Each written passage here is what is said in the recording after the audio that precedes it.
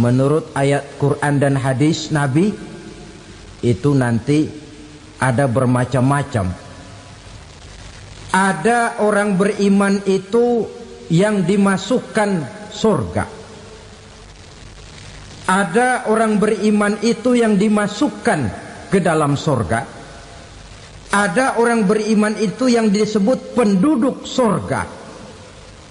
Kenapa lain-lain, Pak? Karena waktu di dunia amalannya juga lain-lain. Ada orang beriman yang masuk surga.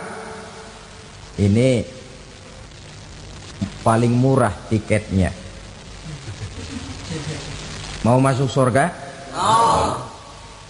Kata Nabi begini, ma min abdin qala la ilaha illallah thumma mata ala dhalik illa dakhalal jannah. Kalau seorang hamba sudah mengucap dua kalimat syahadat, dia yakin dengan kebenaran kalimat itu sampai matinya, orang itu akan masuk surga. Abi Dzar yang waktu itu diajak bicara heran, ya Rasul kok gampang betul? Iya. Walaupun orang itu mencuri, iya. Walaupun orang itu berzina, iya.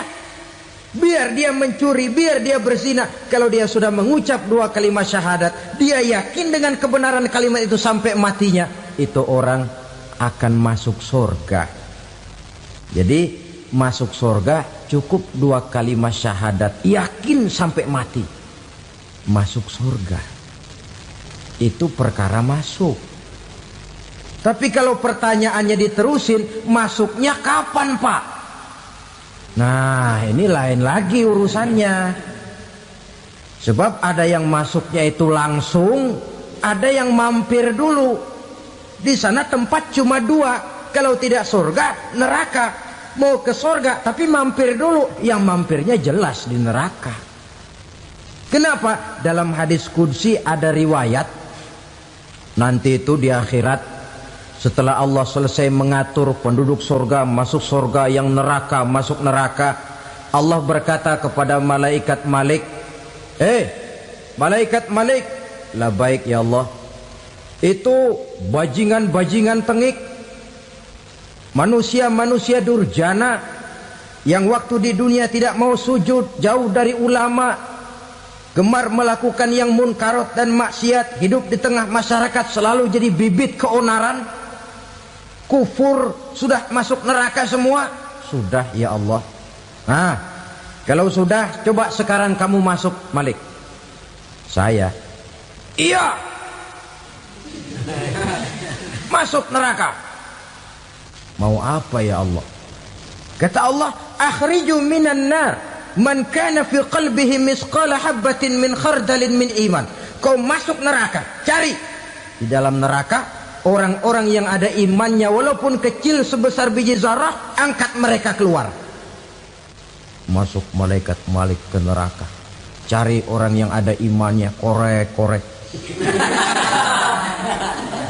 Ya repot, udah pada gosong. Yang ada imannya diangkat ke atas, yang ada imannya diangkat ke atas, lalu dimandikan di Nahrul Hayat, namanya sungai kehidupan di akhirat nanti. Cakep lagi rupanya, bersih lagi wajahnya, apel di hadapan Allah.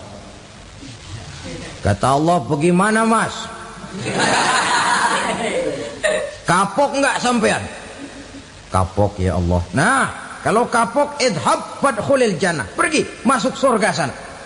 Berangkat mereka ke surga, ketemu sama teman-temannya yang udah sampai lebih dulu, yang nggak pakai mampir lagi. Terjadi dialog. Kata teman-temannya yang udah pada nyampe duluan, mas, iya, emang baru sampai? Saya baru sampai. Memang mampir di mana dulu mas? Kita sudah lama sampai di surga. Saudara buka surah Al-Muddatsir ayat 34-35. Ma salakakum fis saqar? Kenapa kamu mampir di neraka Saqar? Qalu lam naku minal musallin. Mereka menjawab, kami mampir di neraka Saqar mas, gara-gara dulunya kami waktu di dunia tidak pernah sholat. Tidak pernah sholat? Tidak pernah. Kan rumahnya dekat masjid. Cuma dekat doang mas. Sholat mah enggak saya. Enggak pernah ngasih makan fakir miskin, enggak pernah hadir di majelis taklim, pendeknya enggak pernah melakukan kebajikan, maka saya pun mampir di neraka sakor. Untung betul saya punya iman mas sedikit. Waktu hidup di dunia dulu saya pernah mengucap 2 kalimat syahadat, sekali-kalinya waktu mau kawin. Masya Allah. Untung saja kawin, kalau nggak kawin polos.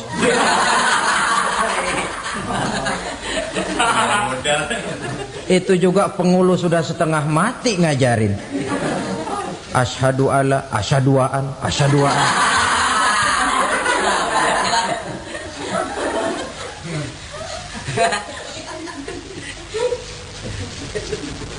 Ini namanya masuk surga, ada mampir dulu. Ada pula orang mukmin itu yang dimasukkan surga. Namanya dimasukkan kan terima beres. Saya masuk ke rumah, jalan sendiri, cari tempat sendiri. Saya dimasukkan ke dalam rumah, terima beres. Pokok ada di dalam, itu dimasukkan namanya. Nggak pakai mampir. Tapi tentu tiketnya lebih mahal ketimbang yang pertama tadi. Apa kata Allah? Innal ladzina amanu wa amilus salihat la ukaffiranna anhum sayyi'atihim wa la udkhilannahum jannah. Sesungguhnya orang-orang yang beriman kemudian beramal soleh, kami hapuskan segala dosa dan kesalahannya, kami masukkan mereka ke dalam surga. Lihat ayatnya, Allah yang memasukkan, kita yang dimasukkan. Tidak pakai transit, tidak usah mampir. Cuma tidak cukup syahadat, tidak cukup amanu, tapi diiringi dengan wa'amilus salih. Iman, amal.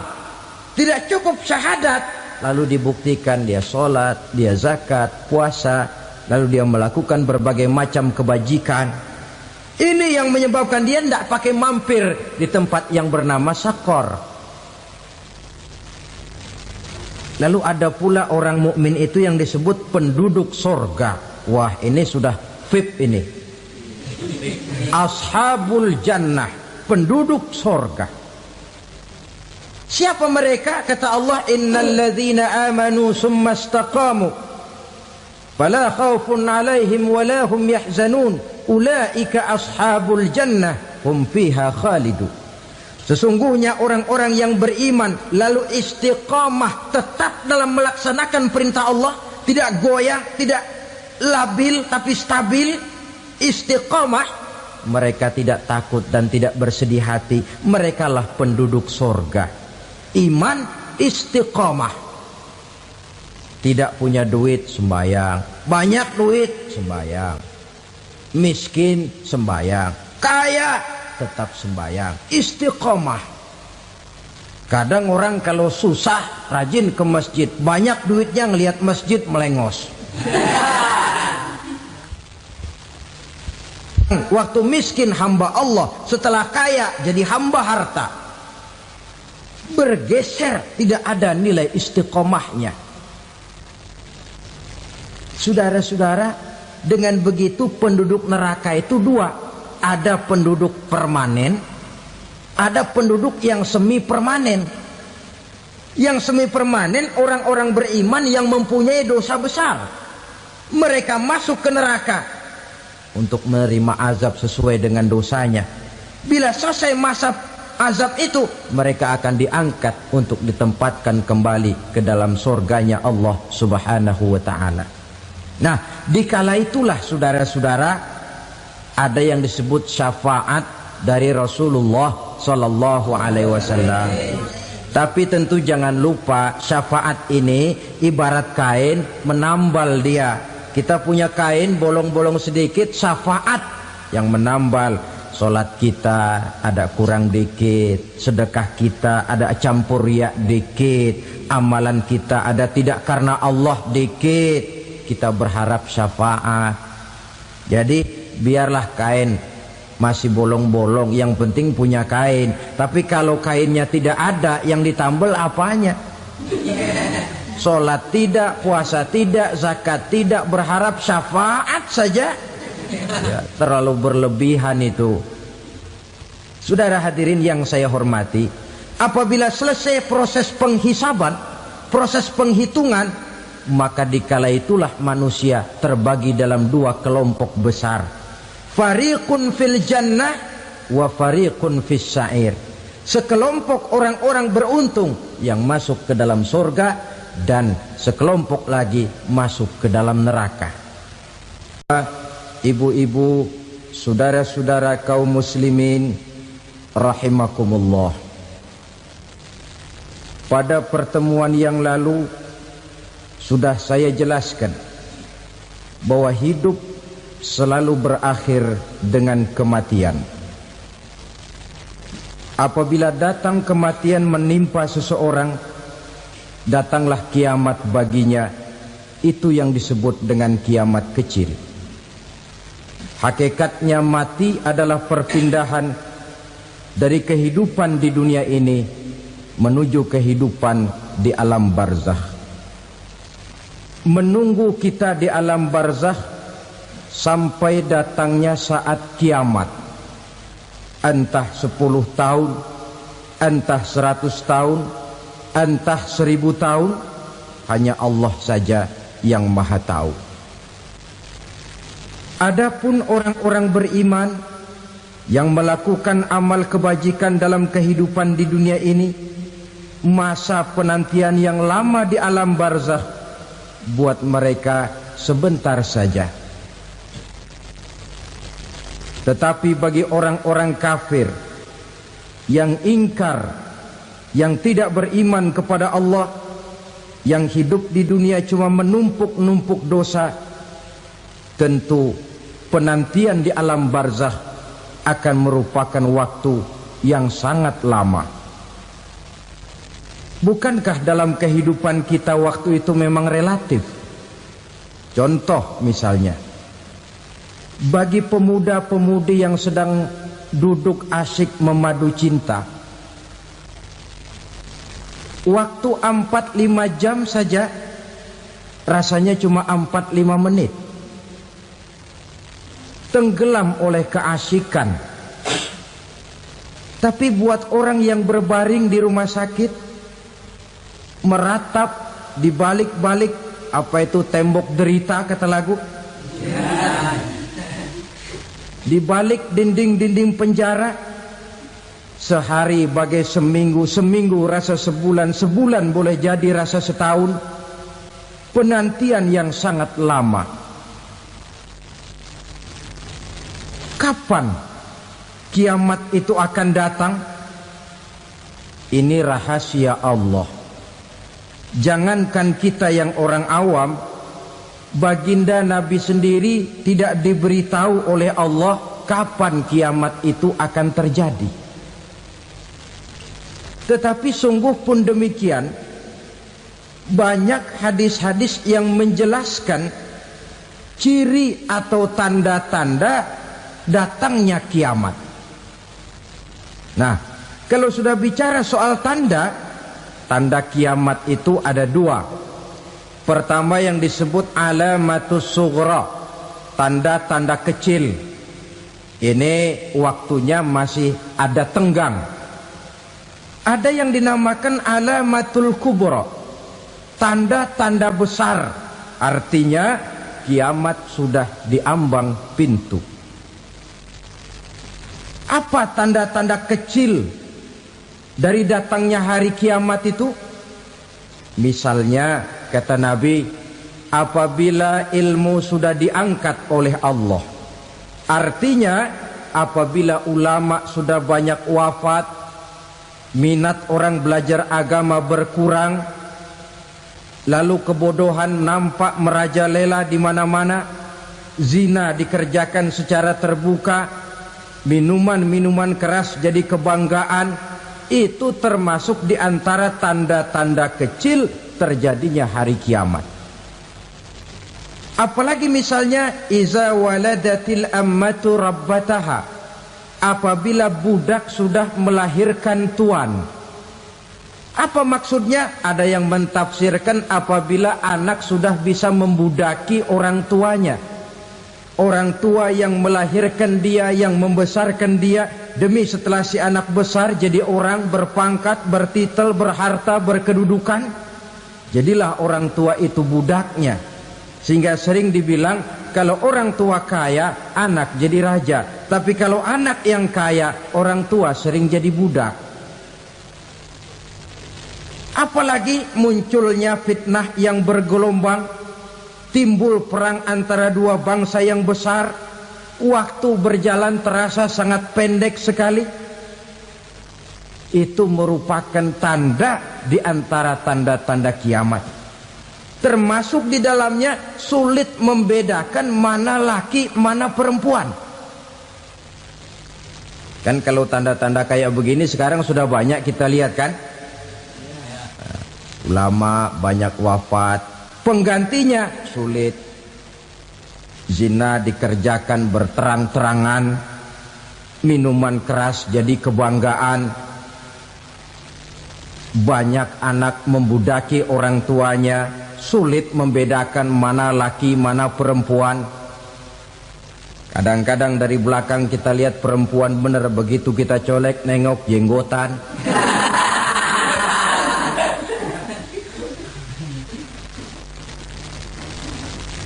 Ini termasuk tanda-tanda kecil, masih ada tenggang sampai akan terjadinya kiamat itu.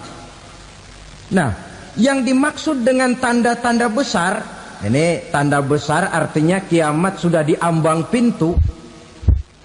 Pertama, matahari terbit dari sebelah barat.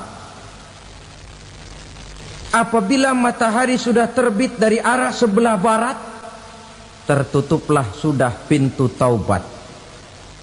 Bersabda Nabi kita, la taqumus sa'atu hatta tatlu'a syamsu min maghribiha. Tidak akan datang hari kiamat sampai matahari terbit dari arah sebelah barat. Fa iza tala'at, manakala matahari telah terbit dari arah sebelah barat, wara'ahan nasu, manusia banyak menyaksikan itu, amanu ajma'un, mereka pun lalu beriman. Yang tadinya kafir, yang tadinya ingkar, yang tadinya membangkang, setelah melihat matahari terbit dari sebelah barat, buru-buru beriman, berlomba-lomba mengucap dua kalimat syahadat. Tapi apa yang terjadi? Kata Nabi, wadzalika hina la yanfa'u nafsan imanuha lam takun amanat min qabl. Hari itu adalah hari yang iman sudah tidak berguna lagi bagi seseorang apabila sebelumnya memang dia tidak pernah beriman. Au kasabat fi imaniha khaira, atau beriman tetapi tidak pernah melakukan kebajikan di dalam keimanannya itu. Hari yang sudah kasib, hari yang sudah terlambat, beriman tidak akan ada gunanya lagi. Ini pelajaran buat kita. Sebelum sang surya terbit dari sebelah barat, sebelum nafas sampai di tenggorokan, artinya pintu taubat masih terbuka. Kalau dua hal itu sudah terwujud, nafas sudah sampai di kerongkongan atau matahari sudah terbit dari arah sebelah barat, tertutuplah sudah pintu taubat.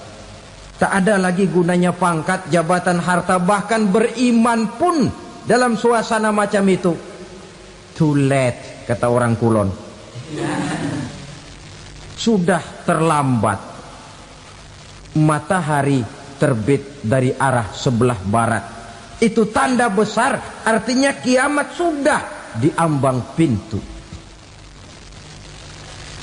Lalu apalagi tanda besar? Munculnya Dajjal. Dajjal artinya pendusta-pendusta yang menyesatkan manusia. Ada dua macam Dajjal, saudara. Ada Dajjal kecil, ini Dajjal kelas 3. Kalau ini sejak zaman Rasulullah sudah ada itu. Tiap zaman ada. Di zaman Rasulullah misalnya ada yang bernama Aswad al-Unsi dari Yaman. Ada yang namanya Musailamah Al-Kazzab dari Yamamah. Ada yang namanya Ibnu Sayyad dari Madinah. Ini dajjal-dajjal di zaman Rasul. Musailamatul Kazzab memproklamirkan diri jadi nabi dia. Di zaman Rasul masih hidup. Ini dajjal zaman Nabi. Di zaman sahabat muncul dajjal-dajjal. Di zaman kita sekarang ini dajjal-dajjal pun gentayangan. Dajjal-dajjal kelas teri.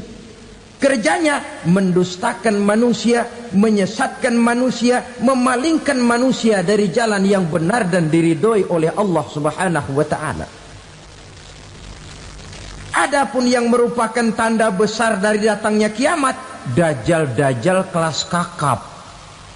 Pembohong-pembohong besar yang menyesatkan masyarakat manusia berpaling dari jalan Allah mengikuti jalan mereka.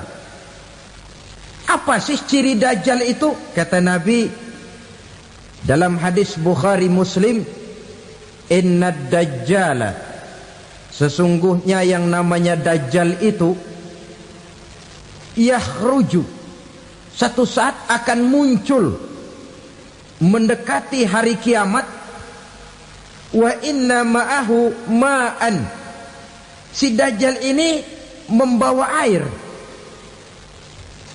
Wa naran, dan juga membawa api. Dua simbol. Di tangan yang satu dia bawa air, di tangan yang satu dia bawa api. Wa ammal ladzi yarahu an-nasu ma'an fanarun. Adapun yang orang banyak lihat air, hakikatnya adalah api. Yang dilihat api, hakikatnya adalah air. Oleh sebab itu, kalau api yang ditawarkan, ambillah air. Kalau air yang ditawarkan, pilihlah api. Maksudnya apa ini?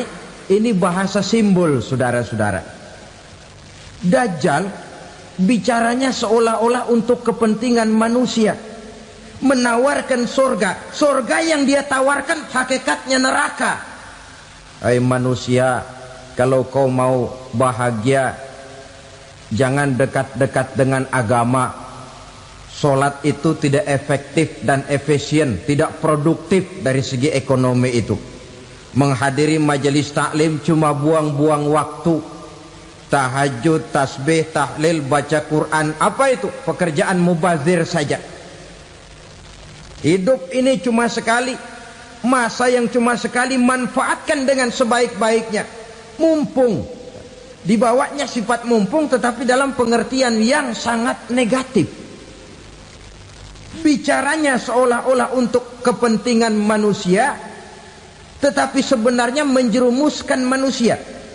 Menawarkan air tapi sebenarnya api. Menawarkan api tapi hakikatnya air. Buat apa kamu sholat? Buat apa kamu bayar zakat? Buat apa kamu puasa? Surga yang dicanangkan dajjal hakikatnya neraka. Neraka yang digambarkan dajjal pada dasarnya adalah surga. Jadi memutarbalikan fakta itu kerjaan dajjal. Yang hak jadi batil, yang batil dibilang hak, yang benar jadi salah, yang salah malah jadi benar. Tuntunan disuruh jadi tontonan, tontonan malah menjadi tuntunan. Itu pekerjaan dajjal profesinya. Zamannya Nabi Adam, dajjalnya kan iblis. Betul? Betul. Apa sih gang kerayuan iblis itu? Allah setelah menciptakan Nabi Adam kan bilang, Adam, kau dan istrimu Hawa tinggal di surga ini. Seluruh fasilitas yang ada di surga persilahkan kau nikmati. Satu yang tidak boleh, jangan coba-coba dekati pohon khuldi. Dekat saja jangan, apalagi sampai memetiknya. Datang dajjal yang namanya iblis ini. Adam, kamu tahu nggak kenapa tidak boleh makan buah khuldi? Ya nggak tahu, pokoknya saya dilarang. Bodoh kamu Dam. Khuldun artinya kekal. Kalau kamu makan itu buah, kau akan kekal di surga buat selamanya. Allah tidak kepengen, maka dilarang kamu makan buah khuldi. Kalau kau ingin kekal di surga Adam, makan saja. Saya bicara begini ini untuk kepentingan kamu Adam. Ini kan ciri-ciri Dajjal. Bicaranya sih seolah-olah untuk kepentingan Nabi Adam, hakikat sebenarnya menjerumuskan Nabi Adam supaya ingkar dan melanggar larangan dari Allah Subhanahu wa ta'ala. Jadi setelah muncul Dajjal, timbul kekacauan-kekacauan di masyarakat. Banyak yang terpengaruh, terpedaya dan terpesona. Termasuk mereka yang memproklamirkan diri jadi nabi, mereka yang memproklamirkan diri jadi rasul di zaman sesudah Rasulullah wafat, itu adalah Dajjal. Maka saya ingatkan, kalau di zaman kita sekarang ini ada orang ngaku jadi nabi, ada orang ngaku jadi rasul, biar bahasa Arabnya kental, Quran hafal, hadis ribuan hadis hafal, biar pakai serban sampai menyengser ke tanah, bahasa Arabnya fasih, tapi dia mengaku jadi nabi, jadi rasul, kita umat Islam wajib tidak percaya. Wajib untuk tidak percaya. Itulah Dajjal zaman kita sekarang ini. Tidak mustahil mereka datang mempengaruhi orang awam supaya berpaling dari Rasulullah, mengikuti mereka. Nah, di akhir zaman nanti, mendekati hari kiamat, Dajjal ini muncul. Dajjal kelas kakap, menyesatkan masyarakat manusia untuk berpaling dari Islam, mengikuti seruan mereka. Apalagi di antara datangnya kiamat itu, tanda yang besar itu, turunnya Nabiullah Isa Al-Masih, putra Maryam. Menurut berbagai hadis yang sahih, Nabi Isa Al-Masih nanti akan turun lagi. Tidak membawa risalah yang baru, tapi meluruskan risalah Islam ini yang telah banyak ditinggalkan oleh masyarakat. Bahkan ada hadis menjelaskan beliau akan membunuh Nabi, mematahkan kayu-kayu salib, lalu melaksanakan haji dan umrah mengikuti syariat Nabi Muhammad, bukan membawa agama baru.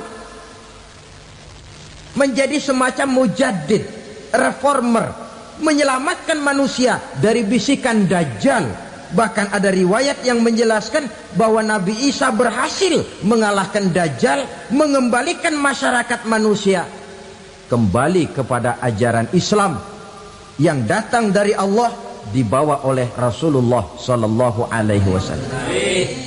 Dengan kata lain, turunnya Nabi Isa bukan sebagai nabi dan rasul baru, tetapi mengikuti syariat Nabi kita Muhammad sallallahu alaihi wasallam. Saudara hadirin, ibu-ibu hadirat yang saya hormati, kemudian apalagi di antara tanda-tanda besar akan datangnya kiamat itu?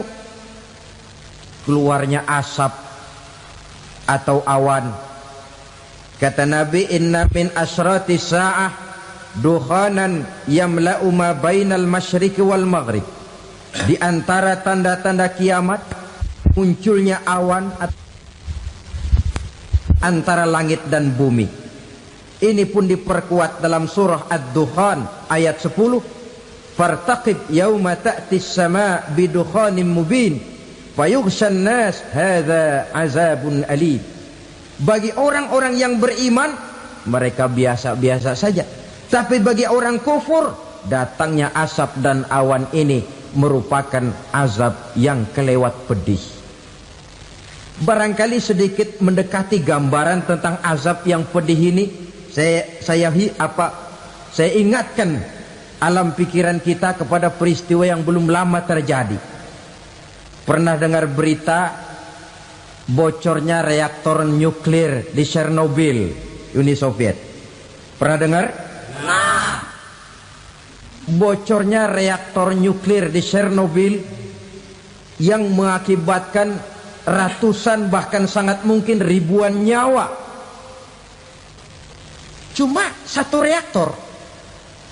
Bagaimana kalau seluruh cadangan nuklir yang dimiliki oleh para negara adik kuasa ini diledakkan?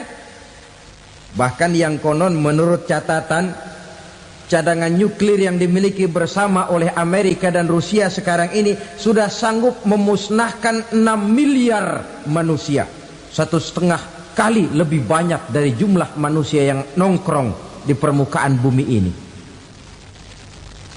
Saudara-saudara hadirin yang saya hormati, lalu saat mendekati hari kiamat, apalagi tandanya setelah Nabi Isa wafat, pada saat turunnya yang kedua kali,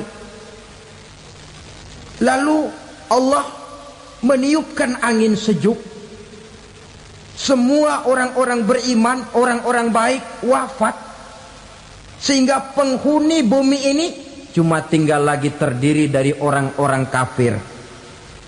Tidak ada lagi di bumi ini yang bisa mengucapkan Allah.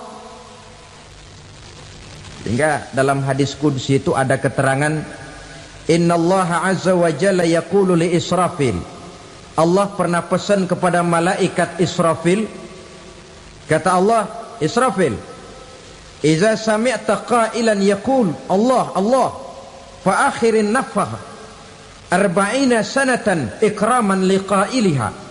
Hai Israfil, apabila kau dengar di permukaan bumi masih banyak orang yang mengucapkan Allah Allah, maka tunda sangkakala kiamat itu 40 tahun.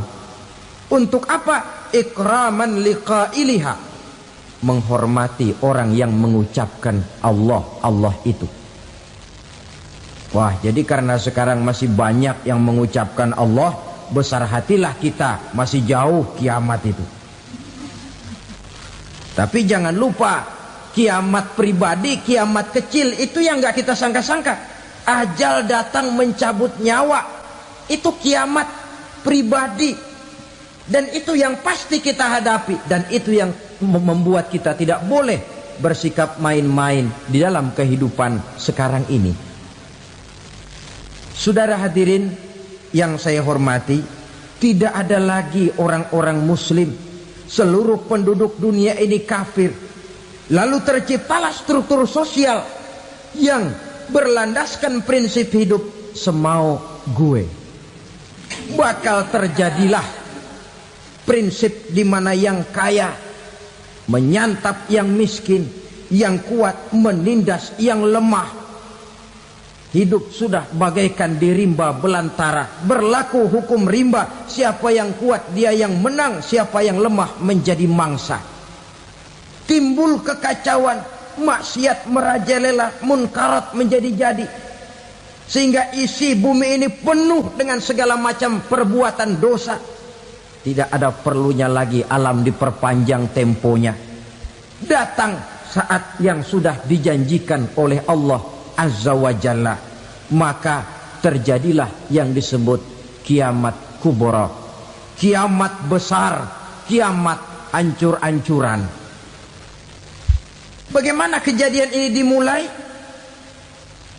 Dalam surah Az-Zumar ayat 68, Allah Subhanahu wa taala berfirman, wa nufikha fis-suri fasa'iqa man fis samawati wa man fil ardi illa man sya'allahu. Maka manakala ditiuplah sangkakala, terkejutlah seluruh yang ada di langit dan seluruh yang ada di bumi. Bila saat kiamat datang, Allah perintah malaikat Israfil, Israfil, tiup sangkakalamu. Ditiuplah sangkakala oleh malaikat Israfil. Yang akibat daripada tiupan itu, seluruh yang ada di langit, seluruh yang ada di permukaan bumi terkejut. Yang ada di langit siapa? Malaikat kan. Bayangin aja kalau malaikat kaget, apalagi kita. Terkejut seluruh makhluk yang ada di bumi, yang ada di langit mendengar suara sangkakala itu. Bunyinya tidak sanggup kita bayangkan dahsyatnya. Ledakan nuklir, ledakan neutron, belum apa-apa ketimbang bunyi sangkakala malaikat Israfil ini.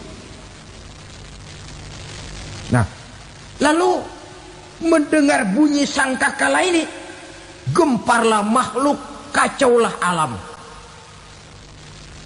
Bumi gempa, planet-planet bertabrakan, gunung meletus, air laut tumpah ke darat, angin topan bertiup, halilintar menyambar.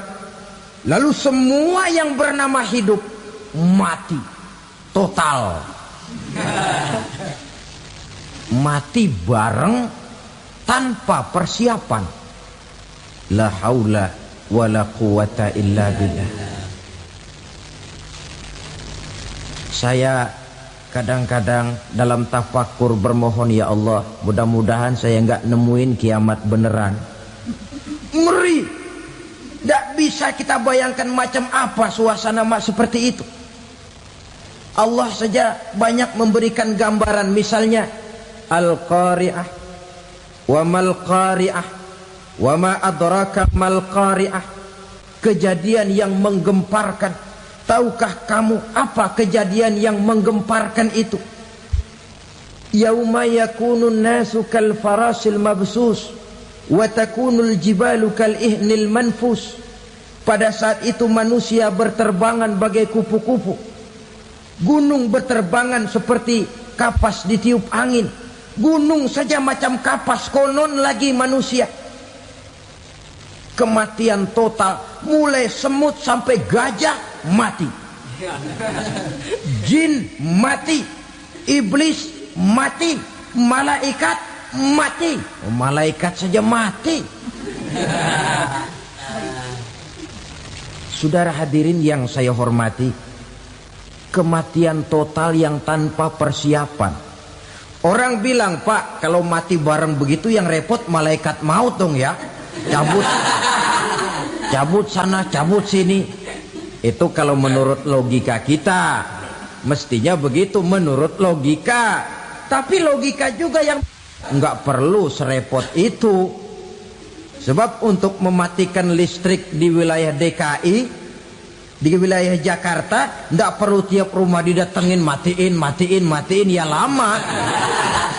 Cukup dari kantor pusatnya saja PLN tekan satu tombol, gelaplah seluruh Jakarta.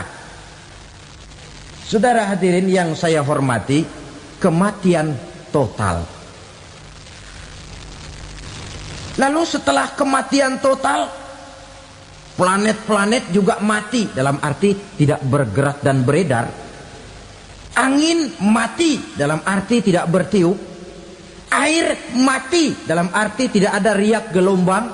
Pokoknya semua mati. Kullu nafsin za'iqatul maut, semua yang bernafas mati.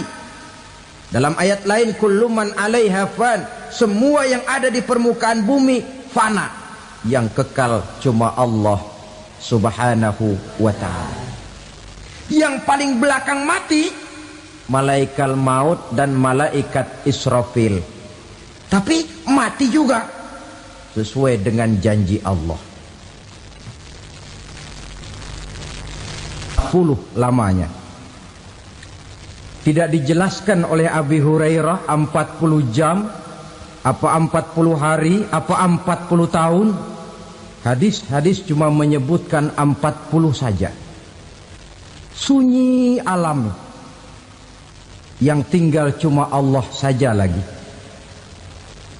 Ketika itu Allah berseru-seru, katanya, limanil mulkul yauma. Siapa para penguasa hari ini? Mana itu raja-raja dan penguasa yang dulu mengaku jadi Tuhan? Fir'aun. Mana Fir'aun sekarang? Yang dulu jadi raja, merasa berhasil, sombong, lalu tidak mau turun-turun dari kekuasaannya, sampai kepada puncak kekurang ajarannya mengangkat diri jadi Tuhan. Mana itu Fir'aun? Namrus. Mana sekarang Namrus? La ilaha illa ana. Ternyata tidak ada Tuhan lain selain daripada aku, kata Allah.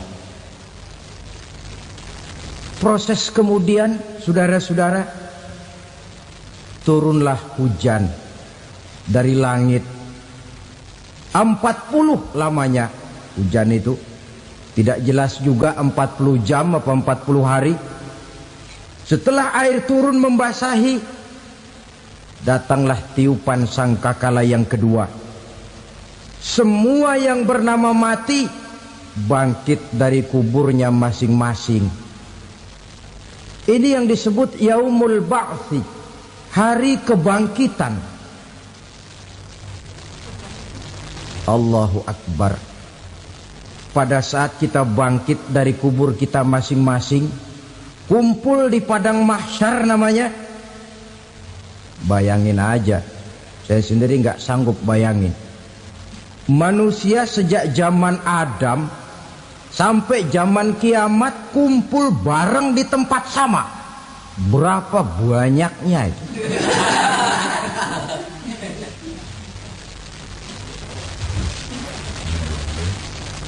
Dan yang luar biasa menurut satu riwayat, pada saat bangkit itu, Masya Allah, roman muka kita berubah,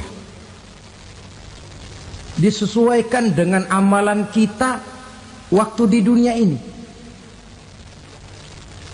Barang siapa yang waktu di dunia amalannya itu amalan tikus, di akhirat nanti dia bangkit dari kubur, mukanya seperti muka tikus. Gagah betul badannya, tapi mukanya seperti tikus. Kenapa? Amalannya waktu di dunia seperti amalan tikus. Apa amalan tikus itu? Suka ngegeragoti barang yang sudah disimpan rapi-rapi. Orang sudah simpan uang rapi-rapi, simpan perhiasan rapi-rapi, digeragoti oleh tikus. Maling-maling, pencoleng-pencoleng, koruptor-koruptor. Itu nanti di akhirat nanti kita lihat mukanya seperti muka tikus. Oh ini waktu di dunia suka nyolong, mukanya seperti muka tikus. Barang siapa yang waktu di dunia ini amalannya itu amalan macan, dia akan bangkit nanti mukanya seperti muka macan.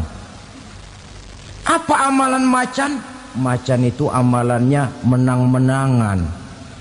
Orang yang mau menang saja nggak mau mengalah. Coba lihat di hutan. Kenal hutan nggak? Di hutan, raja hutan di mana-mana pasti macan. Betul kan? Betul.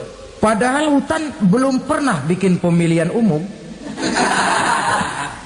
Tapi macan tidak peduli ada pemilihan umum apa tidak, pokok saya raja. Sebab apa? Macan jadi raja itu bukan karena benar, tapi karena kuat jadi raja. Setelah dia jadi raja, rakyat hutan yang mesti dilindungi malah dimakan oleh raja macan. Kambing rakyat hutan dimakan oleh macan. Ayam rakyat hutan dimakan oleh macan. Itu nanti kita lihat di akhirat itu mukanya seperti muka macan, gagah betul. Lalu barang siapa yang di dunia ini amalannya itu seperti amalan anjing, nanti dia punya muka seperti muka anjing.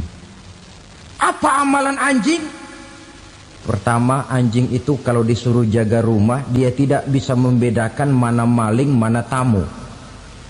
Biar yang datang maling, kalau bawa tulang, anjing kalem. Yang kedua, anjing itu akan setia kepada siapa saja yang memberinya roti. Siapa yang memberinya roti, itulah majikannya. Apa kata majikannya pasti dia laksanakan. Soal benar atau salah dia tidak peduli. Setelah anjing dapat roti, dia tidak punya pilihan lain kecuali bilang, abdi mah kumaha juragan wae ayeuna mah.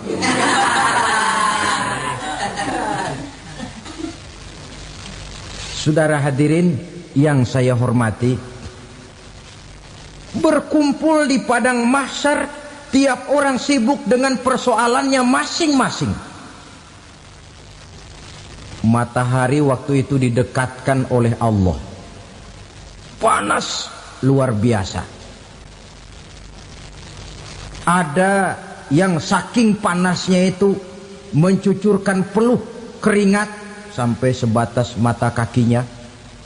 Ada yang keringatnya sampai sedengkulnya, ada yang keringatnya sampai sepusatnya, ada yang keringatnya mengalir sampai sebahunya, ada yang kelelap oleh keringatnya sendiri, sementara orang di sampingnya enggak apa-apa. Bergantung lagi amalan dia waktu di dunia ini.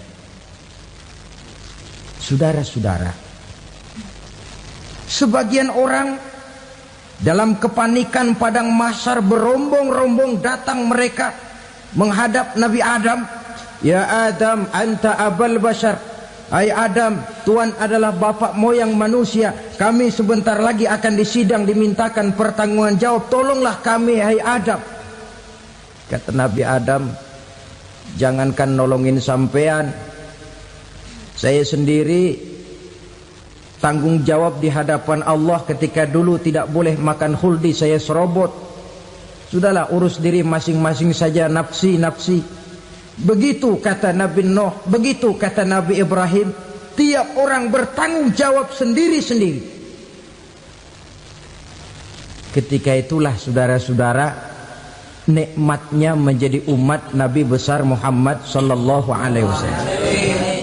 Sebab apa? Walaupun menurut abjad kita ini umat paling belakang, paling belakang kita ini toh, karena Nabi Muhammad adalah Nabi akhir, tapi akan dihisap lebih dulu, lewat di atas sirat lebih dulu, masuk surga lebih dahulu ketimbang umat-umat belakangan. Ketika Rasul mendekati ajal, beliau tanyakan itu kepada malaikat Jibril. Malaikat Jibril berkata, Muhammad jangan khawatir, Allah sudah berjanji, inni haramtul jannata ala sairil anbiya hatta tadkhulaha anta, wa haramtuha ala sairil umami hatta tadkhulaha ummatuka. Surga aku haramkan buat seluruh nabi kecuali kalau engkau Muhammad sudah masuk ke dalamnya, dan surga aku haramkan buat seluruh umat kecuali kalau umatmu Muhammad sudah masuk ke dalamnya. Logikanya, walaupun menurut abjad kita umat paling belakang, bakal dihisap paling dulu, lewat di atas sirat paling dulu, masuk surga paling dulu, kalau mampir ke neraka juga paling dulu. Ya resiko. Jangan mau enaknya aja paling dulu. Saudara hadirin yang saya hormati, setelah masa kebangkitan itu jangan dikira begitu bangkit langsung diperiksa. Masih menunggu menanti ribuan tahun perhitungan padang mahsyar untuk sampai kepada proses yang disebut yaumul hisab, hari perhitungan. Seorang demi seorang bakal dipanggil.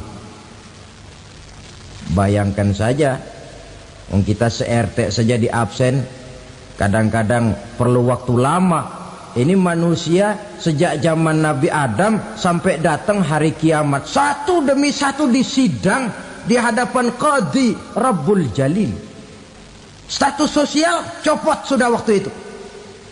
Yang pernah jadi hartawan di situ tidak lagi kelihatan kehartawanannya. Yang pernah jadi jenderal tidak lagi dipanggil jenderalnya. Yang ustadz tidak lagi dipanggil al-mukarramnya. Seluruh status sosial selesai. Dipanggillah kita seorang demi seorang menghadap Qadhi Rabbul Jalil. Bagaimana proses penghisaban itu? Pertama, proses tanya jawab. Di antaranya ada hadis menyatakan, lan tazula qadama 'abdin yaumal qiyamah hatta yus'ala an arba'i khisalin. Besok di hari kiamat tidak akan bergeser telapak kaki seorang hamba sampai dia ditanya lebih dulu tentang 4 persoalan. Tentang ilmunya, kemana ilmu itu diamalkan. Tentang umurnya, di mana umur itu dihabiskan. Tentang masa mudanya, kemana masa muda itu dipakai. tentang hartanya, dari mana harta itu didapat dan kemana harta itu dibelanjakan. Ini termasuk proses tanya jawab. Jadi kalau istilah pengadilan dunia, nama Fulan bin Fulan. Kamu waktu di dunia diberikan umur panjang untuk apa? Pernah mengalami masa muda, kemana kau habiskan masa remajamu? Kau diamanahkan ilmu, dengan apa ilmumu kau amalkan? Kau diberikan harta, dari mana harta kau dapat, kemana kau belanjakan? Tak seorang pun yang bisa mungkir. Sebab apa? Dikala itu yang menjadi saksi bukan orang. Yang menjadi saksi adalah seluruh anggota badan kita. Tangan bicara, kaki jadi saksi terhadap seluruh amalan yang pernah kita kerjakan pada saat kehidupan di alam dunia ini. Selesai proses tanya jawab, lalu diperlihatkan buku catatan kita waktu hidup di dunia ini. Jangan lupa Allah itu menyiapkan 2 superkomputer kepada kita. Sebelah ditempelin sebelah kanan, yang sebelah tempelin di sebelah kiri. Komputer itu namanya Raqib dan Atid. 2 malaikat yang apabila baik kita lakukan, refleks saja akan menulis kebajikan kita. Jahat kita kerjakan, akan tertulis. Catatan itu nanti diperlihatkan kepada kita. Waduh, alangkah malunya pada saat diperlihatkan catatan kita, buku rapot kita merah melulu. Barangkali diperiksa sambil diomelin, brengsek lo. Buku merah melulu begini, bagaimana waktu hidup di dunia? Tidak cukup diperlihatkan buku catatan kehidupan, rekaman kehidupan. Rekaman kehidupan kita secara utuh sejak terlahir sampai ajal datang merenggut nyawa. Barangkali mirip dengan video sekarang ini, di mana terekam dengan baik seluruh kegiatan kita, sejak yang sekecil-kecilnya sampai kepada yang sebesar-besarnya. Untuk kemudian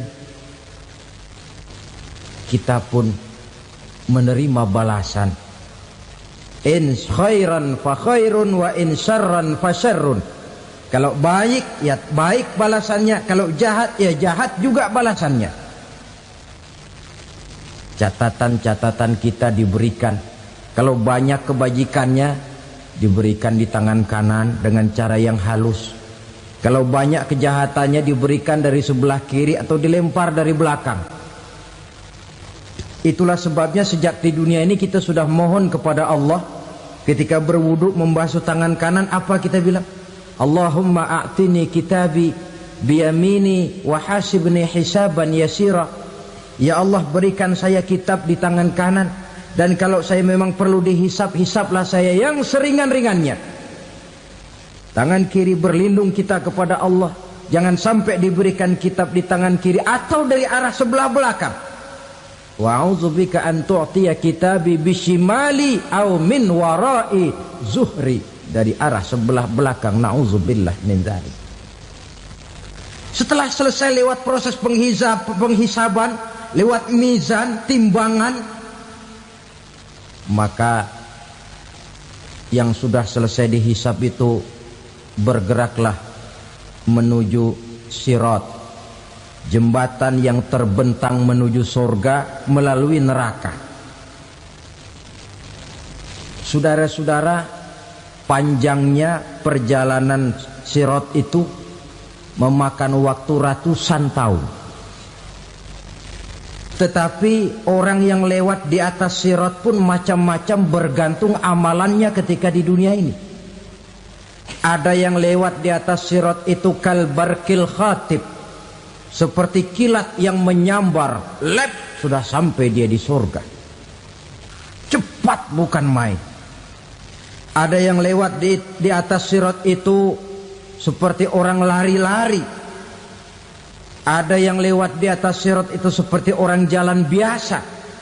Ada yang sambil merangkak, ada yang sambil ngesor, ada yang sambil gelayutan, ada yang selamat sampai ke ujung ke surga, ada yang tergelincir jatuh masuk ke dalam neraka, bergantung amalannya dalam kehidupan di dunia sekarang ini.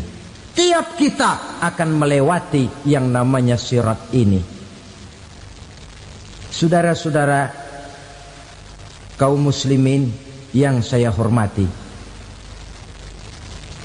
dengan demikian mereka yang selamat melalui sirat sampai ke terminal akhir surga, mereka yang ketika dihisab ternyata banyak kejahatannya daripada kebaikannya, mereka singgah di dalam neraka.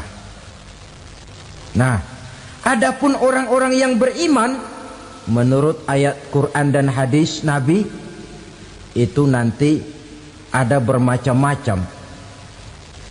Ada orang beriman itu yang dimasukkan surga. Ada orang beriman itu yang dimasukkan ke dalam surga. Ada orang beriman itu yang disebut penduduk surga. Kenapa lain-lain, Pak? Karena waktu di dunia amalannya juga lain-lain. Ada orang beriman yang masuk surga. Ini paling murah tiketnya. Mau masuk surga? Kata Nabi begini, ma min abdin qala la ilaha illallah thumma mata ala dhalik illa dakhalal jannah. Kalau seorang hamba sudah mengucap dua kalimat syahadat, dia yakin dengan kebenaran kalimat itu sampai matinya, orang itu akan masuk surga. Abi Dzar yang waktu itu diajak bicara heran, ya Rasul kok gampang betul? Iya. Walaupun orang itu mencuri, iya. Walaupun orang itu berzina, iya. Biar dia mencuri, biar dia berzina, kalau dia sudah mengucap dua kalimat syahadat, dia yakin dengan kebenaran kalimat itu sampai matinya, itu orang akan masuk surga. Jadi masuk surga cukup dua kalimat syahadat, yakin sampai mati, masuk surga. Itu perkara masuk. Tapi kalau pertanyaannya diterusin, masuknya kapan, Pak? Nah, ini lain lagi urusannya. Sebab ada yang masuknya itu langsung, ada yang mampir dulu. Di sana tempat cuma dua, kalau tidak surga, neraka. Mau ke surga tapi mampir dulu, yang mampirnya jelas di neraka. Kenapa? Dalam hadis qudsi ada riwayat, nanti itu di akhirat, setelah Allah selesai mengatur penduduk surga masuk surga, yang neraka masuk neraka, Allah berkata kepada malaikat Malik, malaikat Malik, labaik ya Allah. Itu bajingan-bajingan tengik, manusia-manusia durjana yang waktu di dunia tidak mau sujud, jauh dari ulama, gemar melakukan yang munkarat dan maksiat, hidup di tengah masyarakat selalu jadi bibit keonaran, kufur, sudah masuk neraka semua. Sudah ya Allah. Nah, kalau sudah, coba sekarang kamu masuk, Malik. Saya, iya, masuk neraka. Mau apa ya Allah? Kata Allah, akhriju minan nar man kana fi qalbihi misqala habbatin min khardalin min iman. Kau masuk neraka, cari di dalam neraka orang-orang yang ada imannya walaupun kecil sebesar biji zarah, angkat mereka keluar. Masuk malaikat Malik ke neraka, cari orang yang ada imannya, korek-korek. Ya repot, udah pada gosong. Yang ada imannya diangkat ke atas, yang ada imannya diangkat ke atas, lalu dimandikan di Nahrul Hayat, namanya sungai kehidupan di akhirat nanti. Cakep lagi rupanya, bersih lagi wajahnya, apel di hadapan Allah. Kata Allah, bagaimana mas? Kapok nggak sampean? Kapok ya Allah. Nah, kalau kapok, idhab fadkhulil jannah, pergi masuk surga sana. Berangkat mereka ke surga. ketemu sama teman-temannya yang udah sampai lebih dulu, yang nggak pakai mampir lagi. Terjadi dialog. Kata teman-temannya yang udah pada nyampe duluan, "Mas, iya, emang baru sampai?" Saya baru sampai." "Memang mampir di mana dulu, Mas? Kita sudah lama sampai di surga." Saudara buka surah Al-Muddatsir ayat 34-35. "Ma salakakum fis saqar?" Kenapa kamu mampir di neraka Saqar? Qalu lam naku minal musallin. Mereka menjawab, kami mampir di neraka Saqar, Mas, gara-gara dulunya kami waktu di dunia tidak pernah sholat. Tidak pernah sholat? Tidak pernah. Kan rumahnya dekat masjid. Cuma dekat doang, Mas. Sholat mah enggak saya. Enggak pernah ngasih makan fakir miskin. Enggak pernah hadir di majelis taklim. Pendeknya enggak pernah melakukan kebajikan. Maka saya pun mampir di neraka Saqar. Untung betul saya punya iman, Mas, sedikit. Waktu hidup di dunia dulu saya pernah mengucap 2 kalimat syahadat. Sekali-kalinya waktu mau kawin. Masya Allah. Untung saja kawin. Kalau nggak kawin polos.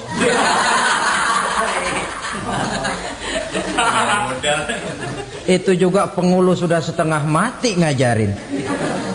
Asyhadu alla, asyaduaan, asyaduaan.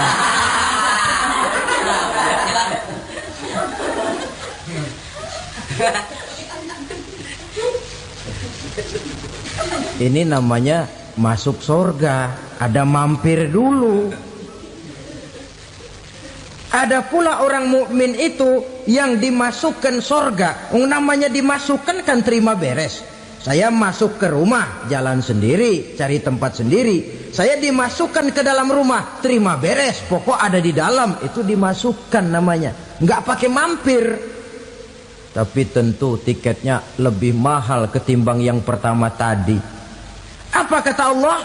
Innal ladzina amanu wa amilus salihat la ukaffiranna anhum sayyi'atihim wa la udkhilannahum jannah.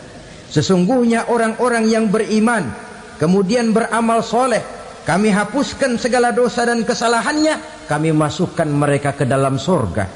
Lihat ayatnya. Allah yang memasukkan, kita yang dimasukkan. Tidak pakai transit, tidak usah mampir. Cuma tidak cukup syahadat, tidak cukup amanu, tapi diiringi dengan wa'amilus salih. Iman, amal. Tidak cukup syahadat, lalu dibuktikan dia sholat, dia zakat, puasa, lalu dia melakukan berbagai macam kebajikan. Ini yang menyebabkan dia tidak pakai mampir di tempat yang bernama Saqar. Lalu ada pula orang mukmin itu yang disebut penduduk sorga. Wah, ini sudah VIP ini. Ashabul jannah, penduduk sorga. Siapa mereka? Kata Allah, innal ladzina amanu summa istaqamu fala khaufun alaihim wala hum yahzanun ulaika ashabul jannah hum fiha khalidun. Sesungguhnya orang-orang yang beriman lalu istiqamah, tetap dalam melaksanakan perintah Allah, tidak goyang, tidak labil tapi stabil, istiqamah, mereka tidak takut dan tidak bersedih hati. Merekalah penduduk surga. Iman, istiqamah. Tidak punya duit, sembahyang. Banyak duit, sembahyang.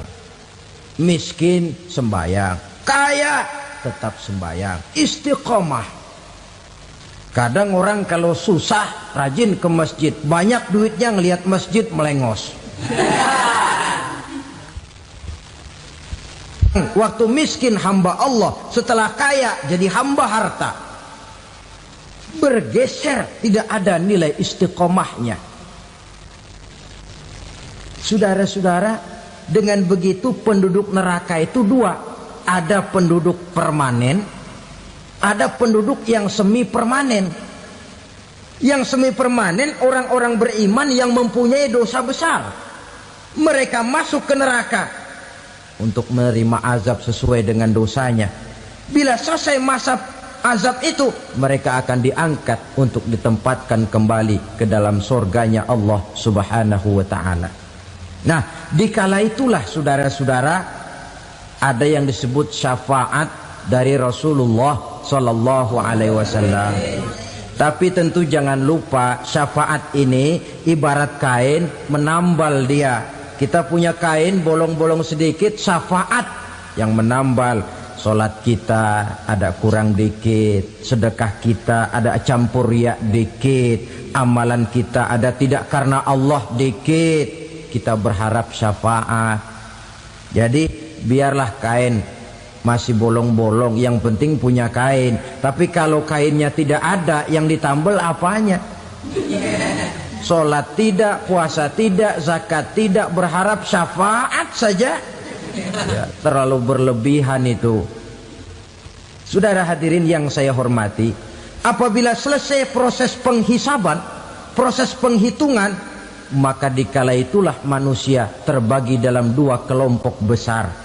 Fariqun fil jannah wa fariqun fis sa'ir. Sekelompok orang-orang beruntung yang masuk ke dalam surga, dan sekelompok lagi masuk ke dalam neraka.